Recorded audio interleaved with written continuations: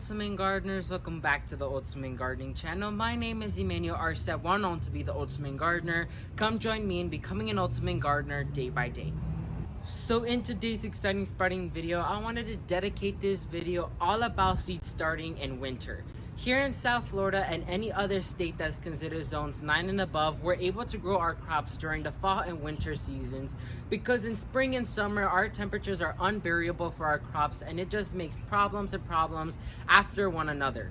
So for us to get the biggest yield of crops, we have to grow them where our temperatures are going down, there's not a lot of rain and not a lot of pest brewing, which is during the winter season. So we're able to grow any type of tomatoes, brassicas, root crops, beans, anything in that area we're able to grow because they love our winter temps. So there is a process I like to do to grow them, from seed starting them to preparing their beds to everything in that area. So in today's video, we'll be discussing all about seed starting them and all the products I use in my seed starting mix, as well as just simple tips on how to care for them and grow them during our winter seasons. So let's go ahead and just jump right into this video and discuss about the products I use for my seed starting mix.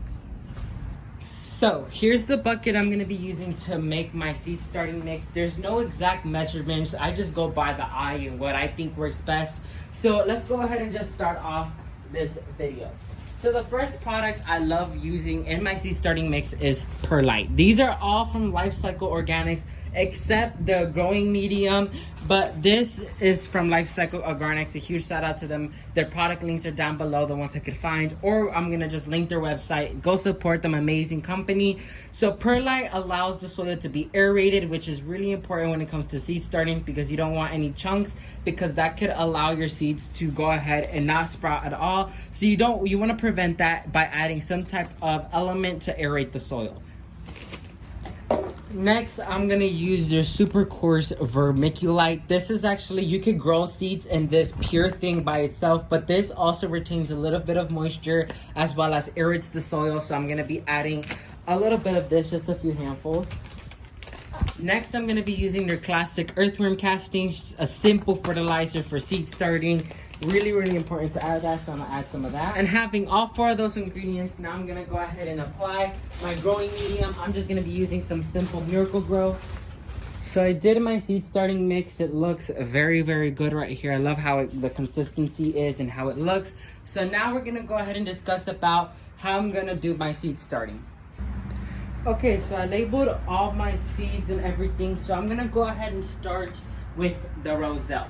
So I went ahead and I labeled it right here. So super easy to do. I'm not gonna fill them all the way upwards. So I'm gonna just go ahead and fill them up until like right there, like so. So then I'm gonna go ahead and grab my seeds, which are right here. So let me set this down. Open the red roselle. I really wanted to grow roselle because how interesting and pretty it looks, but also because of its beautiful purposes. So here are the seeds. So I'm just gonna go ahead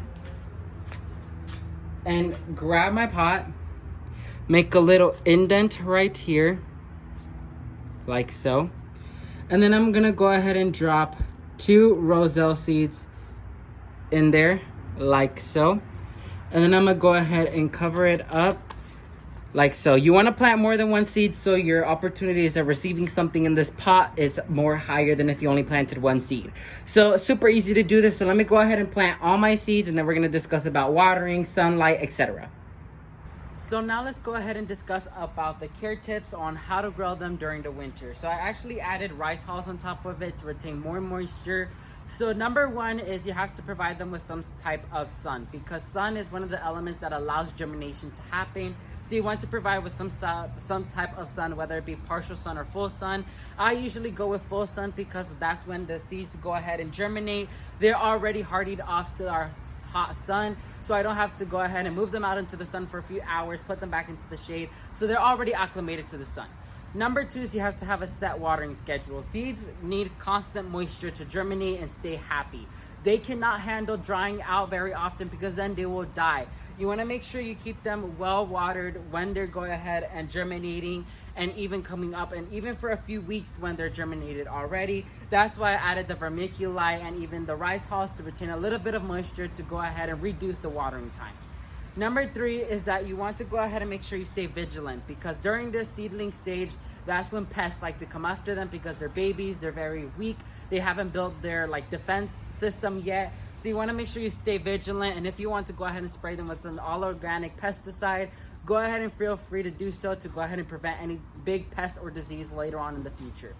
So those are 3 main points when it comes to seed starting in winter.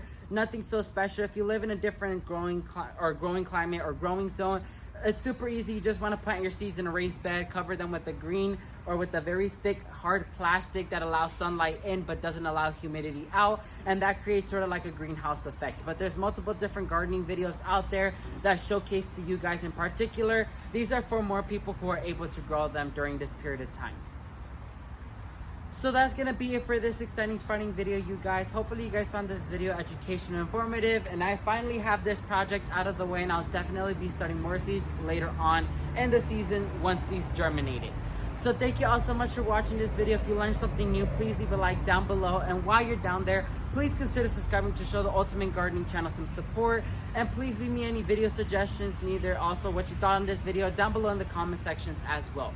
So thank you all so much for watching this video. May the Lord bless you and your family, and never forget to grow big, Ultimate Gardeners. Bye guys.